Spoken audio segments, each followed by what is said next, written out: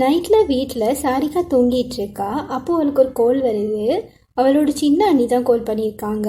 உன்னை யாரோ கொல்ல வர போகிறதா பாட்டியில் பேசிகிட்டு இருந்ததை கேட்டேன், வீட்டில் இருந்து வெளியே போன்னு சொல்கிறாங்க. அப்போது ஒரு ஆள் கிளாஸ் உடைச்சிட்டு அந்த வீட்டுக்குள்ளே வரான். சாரிகாவும் ஃபோனை வச்சுட்டு வெளியே வராங்க. ஒரு இடத்துக்கு வந்தவங்க எதையோ பார்த்துட்டு கத்த இங்கே சீன் கட் ஆகுது. இப்போது இந்த சீனுக்கு அடுத்து கொஞ்ச நேரம் கழித்து அந்த வீட்டுக்கு 2 காரில் 5 பேர் வராங்க. 3 பாய்ஸ் 2 கேர்ள்ஸ் வராங்க. சொல்லிட்டுல போயிருக்கணும், இப்போ ஃபோனையும் ஆன்சர் பண்ணலைன்னு ஒருத்தர் சொல்கிறாரு. ஏதாச்சும் ப்ராப்ளமாக இருக்கும்னு இன்னொரு கேர்ள் சொல்கிறாங்க. அப்படின்னாலும் சொல்லி இருக்கணும்னு இன்னொருத்தர் சொல்ல, மற்ற கேர்ள் சின்ன பிள்ளை மாதிரி நடந்துக்கிறாங்கன்னு சொல்கிறாங்க. இப்போது இன்னொரு பாய் வந்துட்டு வாங்க உள்ளே போய் பார்ப்போன்னு சொல்கிறாரு. உள்ளே போய் கதவை திறந்தா அங்கே பொருளெல்லாம் சிதறி போயிருக்கு. சாரிகாவை காணோம். நிலத்துலலாம் பிளட்டாக இருக்குது. இப்போ சிஐடிஸை காட்டுறாங்க. சாரிகா வீட்டுக்கு தான் வந்துட்டுருக்காங்க. சீனியர் இன்ஸ்பெக்டர் தயா சாரிகாவை நினச்சி ரொம்ப டென்ஷனாக இருக்கார். ஒரு நாள் அவர் ஆஃபீஸ்லேருந்து வீட்டுக்கு போகும்போது சாரிகாவை ரோட்டில் பார்த்துருப்பாரு. அன்னைக்கு தான் முதல் தடவையாக பார்த்துருப்பாரு. அவங்க ரோட்டில் இருக்கிற எல்லா பொருளோடையுமே இடிப்பட்டுட்டு நடந்து போயிருப்பாங்க. அவங்க முன்னாடியே ஒரு ட்ரக் வந்துட்டு இருந்திருக்கும். அதை கூட தெரியாமல் அவங்க அதுக்கு முன்னாடியே நடந்து போயிருப்பாங்க. ஸோ இவர் போயிட்டு இழுத்து காப்பாற்றிருப்பார். இவர் என்ன பேசியும் அவங்க பேசலை. ஸோ பேச பார்க்க முடியாதுன்னு நினைக்கிறாரு.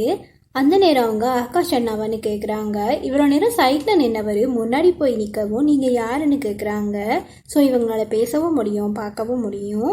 இப்போ இவங்களோட ஃபேமிலி மெம்பர்ஸ் வந்துடுறாங்க. வழக்கம் போல் ஒரு அண்ணி டைட் மாதிரி பிஹேவ் பண்ணுறா, இவளை கூட்டிகிட்டு வர வேணான்னு இதுக்கு தான் சொன்னேன்னு பேசுகிறாங்க. ஆகாஷோட வைஃப் ரஜினி தான் இப்படி பேசியிருப்பாங்க. பேசும்போது தான் சாரிகாவுக்கு எல்லாமே ரைட் சைடில் இருக்கிறது தான் தெரியும், லெஃப்ட் சைடில் இருக்கிறது தெரியாதுன்றது சீனியர் இன்ஸ்பெக்டருக்கு தெரிய வருது. எவ்வளவு பக்கத்தில் நின்னாலும் அவங்களுக்கு லெஃப்ட் சைடில் இருக்கிறது தெரியாது. அந்த பக்கத்தில் இருந்து பேசினாலும் அவங்களுக்கு கேட்காது. இவங்களுக்கு பிரெயின் சம்பந்தமாக ஒரு வருத்தம் இருக்கும். அதனால தான் இந்த மாதிரி ட்ரக்கும் லெஃப்ட் சைடால் தான் வந்திருக்கும். அதனால தான் அவங்க பார்த்துருக்க மாட்டாங்க. ரிலேஷன்ஸ் அவங்கள நல்லா பார்த்துக்கலன்னு சீனியர் இன்ஸ்பெக்டர் திட்டவும், இவளுக்கு அறிவில்லை, பேபி சிட்டர் தான் வைக்கணும்னு ரஜினியும் தியாவும் நக்கல் பண்ணவும், ஆகாஷும் சின்ன அண்ணியும் மட்டும் நாங்கள் பார்த்துக்குறோன்னு சொல்கிறாங்க. இன்னொரு விஷயம் என்னென்னா, சாரிகா கோடிக்கணக்கான சொத்துக்கு ஒரே வாரிசு. ஒரு ஆக்சிடெண்ட்டில் அவங்க அம்மா அப்பா சேர்த்து அவள் இந்த வருத்தத்தோட பிழைச்சிருப்பா. இவளுக்கு ஏதாச்சும் ஒன்றுனா ரிலேஷன்ஸுக்கு தான் அந்த சொத்து போய் சேரும். அதில் யார் நல்லவங்க யார் கெட்டவங்கன்னே தெரியல. கொஞ்ச நாளைக்கு முன்னாடி சாரிகாவோட பர்த்டே பார்ட்டிக்கு இவர் போயிருப்பார். அப்போது அவங்களுக்காக கிருத்தின்னு இந்த மாதிரி வருத்தம் இருக்கிறவங்கள பார்த்துக்கிற ஒருத்தவங்களை அப்பாயிண்ட் பண்ணியிருக்கிறதா சொல்லியிருப்பாங்க. ஸோ இனி இவங்க சேஃப்னு நினச்சி விட்டுருப்பார் இவர். இதெல்லாம் பேசிக்கிட்டு சாரிகாவோட வீட்டுக்கு வந்துடுறாங்க சிஐடிஸ். ரிலேட்டிவ்ஸ் எல்லாம் எங்களுக்கு எதுவுமே தெரியாது, இதெல்லாம் பார்த்து பயந்து உள்ளே கூட போகாமல் உங்களுக்கு கால் பண்ணிட்டோன்னு சொல்கிறாங்க. இவங்க உள்ளே போய் செக் பண்ணுறாங்க. அங்கே இருக்கிற பிளட்டை பார்த்தா ஒரு பர்சனோடது மாதிரி தெரியலை. உடைச்சிட்டு உள்ளே வந்த கிளாஸ் பக்கத்துலேயே பேக்கில் கேஷ் இருக்குது. ஸோ திருட வந்திருக்காங்க. ஆனால் எதனாலேயோ எடுத்துகிட்டு போக முடியலை. அங்கால சாரிகாவோட சின்ன அண்ணி செத்து போயிருக்காங்க. இன்னொரு பக்கம் சாரிகாவோட ரூமுக்கு வெளியவே கிருத்தி காயம் பட்டு மயங்கி போயிருக்காங்க. ரூமுக்குள்ளே சாரிகா கபர்டில் ஒளிஞ்சிருக்காங்க. தயா வந்து எழுப்பவும் பயந்து கத்த ஆரம்பிக்கிறாங்க. வெளியே கூப்பிட்டு உட்கார வச்சு அமைதியாக்குறாங்க. எல்லாரையும் கொன்னுட்டாங்கன்னு ஷாக்கில் திரும்ப திரும்ப சொல்லிகிட்டே இருக்க, இவங்களையும் சேர்ந்து கிருத்தியோட ஹாஸ்பிட்டலுக்கு அனுப்பி வைக்கிறாங்க. அடுத்து ரிலேஷன்ஸ் கிட்ட விசாரித்தா அவங்க எல்லாருமே மும்பையில் ஒரு பார்ட்டிக்காக போயிருந்ததா சொல்கிறாங்க. சாரிகாவுக்கு உடம்பு சரியில்லாதனால அவளையும் கிருத்தியையும் வீட்டிலேயே விட்டுருப்பாங்க.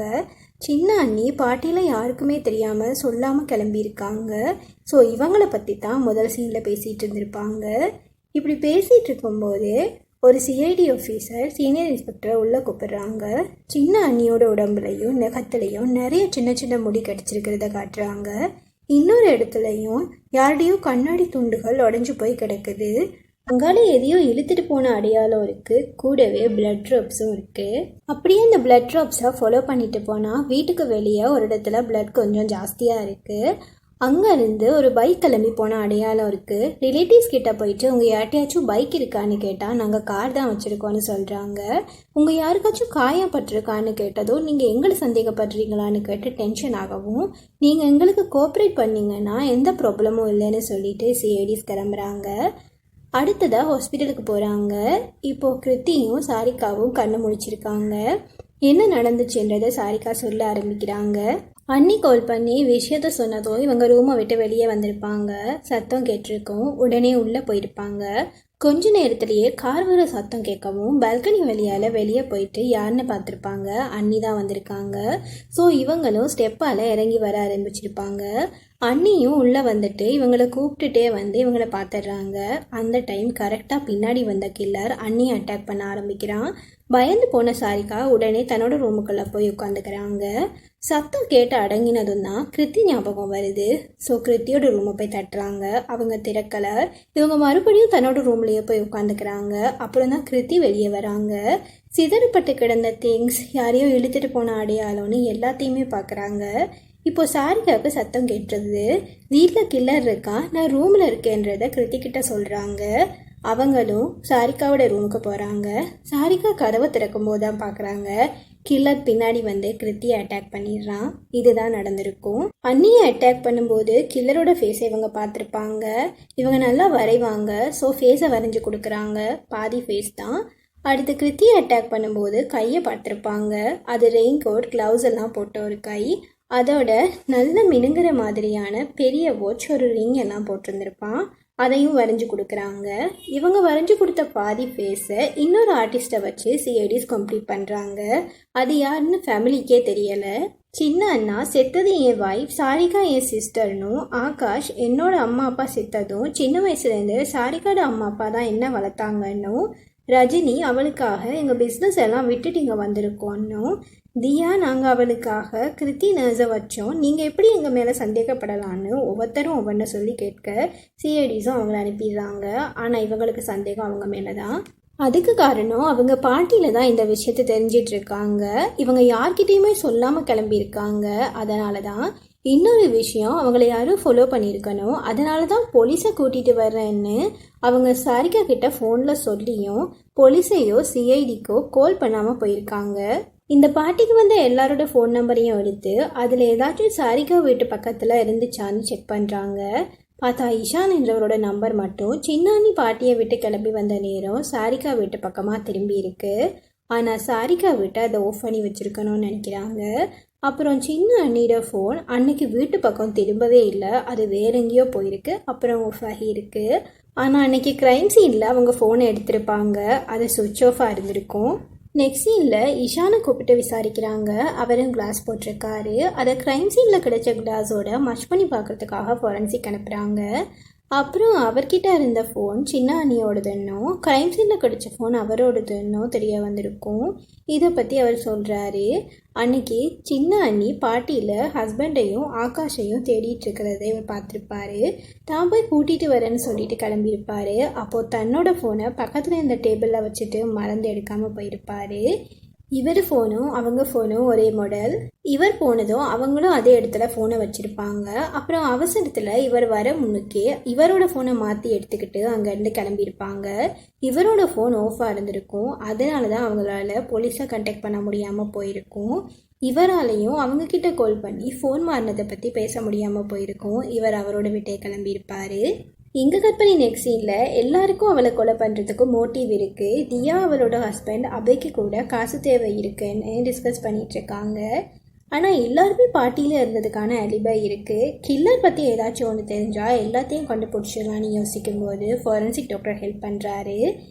சின்ன அண்ணியோட ட்ரெஸ், நகத்தில் கிடைச்ச முடியெல்லாம் வெவ்வேறு டிஃப்ரெண்ட் ஆட்களோட வேறு டிஎன்ஏ உள்ள முடின்னு சொல்கிறாரு ஃபாரன்சிக் டாக்டர். அதுவும் இல்லாமல் சண்டை நடக்கும்போது பிஞ்ச முடி மாதிரி இல்லாமல் வெட்டின முடி மாதிரி இருக்குது. அதோட இஷானோட கிளாஸ் க்ரைம் சீனில் கிடைச்ச கிளாஸோட மச்சாவலை. கில்லரை பற்றி சொன்னதெல்லாம் வச்சு பார்க்கும்போது அவன் சலூனில் ஒர்க் பண்ணுறவனாக தான் இருக்கணும்னு நினச்சி விசாரித்தா அது உண்மைதான். கில்லருக்கு கேம்பிளிங் பழக்கம் இருக்குது. இதனால் அவருக்கு நிறைய காசு ப்ராப்ளம்ஸ் இருக்குது. 2 நாள் அவர் ஒர்க்குக்கும் வரல, ஃபோனையும் ஆன்சர் பண்ணல. அட்ரஸை வாங்கிட்டு அவரோட வீட்டுக்கு போனால் அவர் செத்து போயிருக்காரு. பாய்சன் தான் ரீசன். இவர் தான் கில்லர்னு கன்ஃபார்மாக எப்படி சொல்கிறாங்கன்னா, சின்ன அண்ணி கீறின காயங்கள் எல்லாம் இவரோட பொடியில் இருக்குது. அவரோட பைக்கு செக் பண்ணி பார்க்கும்போது காஞ்ச பிளட் சேர் எல்லாம் இருக்குது. அப்புறம் அவரோட ரெயின் கோட்டில் பிளட்டும் இருக்குது. உடைஞ்ச கிளாஸ் வீட்டில் இருக்குது. ஸோ இவர் தானே கன்ஃபார்மாக கில்லராக இருக்கணும். அண்ணா இவர் ஒச்சை பார்க்கும்போது தான் டவுட் வருது. ஏன்னா இவர் ஒச்சை லெஃப்ட் சைடில் கட்டியிருக்காரு. அப்புறம் எப்படி சாரிகா அதை பார்த்தாங்கன்னு தெரியல. நெக்ஸ்ட் சீனில் சிஐடி ஆஃபீஸில் காட்டுறாங்க. சாரிகாவை கொலை பண்ணுறதை பற்றி யாரோ பேசிகிட்டு இருந்ததை சின்ன அண்ணி கேட்டுட்டு ஆகாஷ்கிட்டையும் சின்ன அண்ணிட்டையும் பேச நினச்சிருக்காங்க. ஸோ அவங்க 2 பேரும் கெட்டவங்க இல்லை. அடுத்த லிஸ்ட்டில் வர ரஜினி, தியா, அபி இதில் யாருமே கில்லருக்கு கால் பண்ண ரெக்கார்டே இல்லை. ஒருவேளை சாரிகா வீட்டுக்கே கால் பண்ணி பேசியிருப்பாங்களோன்னு ஒரு டவுட் வரவும் அதை செக் பண்ணுறதுக்காக ஒரு சிஐடி ஆஃபீஸர் போகிறாரு. அப்புறம் கில்லரோட வாட்ச் மேட்டரை பற்றி சீனியர் இன்ஸ்பெக்டர் ஏசிபி கிட்ட பேசுகிறாரு. அது மட்டும் இல்லாமல் சாரிகா சொன்னது ப்ளூ கலர் ரெயின் கோட், ஆனால் அங்கே கிடைச்சது பிளாக் கலர். இதுக்குள்ளே செக் பண்ண போன சிஐடி ஆஃபீஸர் வந்து ஆமாம் 11 மணிக்கு நைட் சாரிகா வீட்டுக்கு கால் வந்திருக்குன்னு சொல்கிறாரு லேண்ட்லைனில். இங்கே கட் பண்ணி நெக்ஸ்ட் சீனில் சாரிகா வீட்டில் இருக்காங்க சிஐடிஸ். அங்கே தேடிட்டுருக்காங்க. ப்ளூ ரெயின் கோட் வாட்ச் 2யுமே இருக்கிறாங்க அங்கேருந்து. அன்னைக்கு சாரிகா வீட்டுக்கு நைட் கால் வரும்போது கால் ஆன்சர் பண்ணியிருக்காங்க. சாரிகா வீட்டில் அந்த டைமில் இருந்தது சாரிகாவும் கிருத்தியும் தான். கிருத்தி ரூமில் இருந்து தான் இந்த 2யும் எடுத்தும் இருக்காங்க. திரும்ப திரும்ப கேட்டதும் கோவமான கீர்த்தி ஆமாம் நான் தான் கோலை எடுத்தேன்னு சொல்லிடுறாங்க. அன்னைக்கு சின்ன அண்ணி வாரதை பார்த்த கிருத்தி ஒளிஞ்சிட்டு இருந்திருப்பாங்க. அப்போது கில்லர் வந்து சின்ன அண்ணியை கொலை பண்ண அவங்களும் அவர் நல்லா காயப்படுத்தி இருப்பாங்க. இதனால் அவர் காசையும் சாரிகாவை கொல்றதையும் விட்டுட்டு அங்கேருந்து ஓடி இருப்பார். இதுக்கப்புறம் சாரிகா வந்து இவங்க ரூம் கதவை தட்டிட்டு போக தண்டை மேலே டவுட் வராமல் இருக்கணுன்றதுக்காக சாரிகாவோட வருத்தத்தை யூஸ் பண்ணி லெஃப்ட் சைடில் ரெயின் கோட்டை போட்டுட்டு வந்து தன்னை தானே அட்டாக் பண்ணியிருப்பாங்க. இதுக்கெல்லாம் பிளான் பண்ணது ரஜினி தான். ஆகாஷ்னால இவங்க சாரிகாவை பார்த்துக்க வேண்டி இருந்திருக்கும். அது இவங்களுக்கு பிடிக்கல. முந்தி வாழ்ந்த வாழ்க்கை தான் இவங்களுக்கு வேணும். அதோட இவங்களுக்கு காசும் தேவைப்பட்டிருக்கும். இதனால தான் இதை பிளான் பண்ணியிருப்பாங்க. இப்போ கில்லரை பிடிச்சாச்சு, கேஸும் க்ளோஸ் ஆயாச்சு, வீடியோவும் முடிஞ்சாச்சு. Bye guys.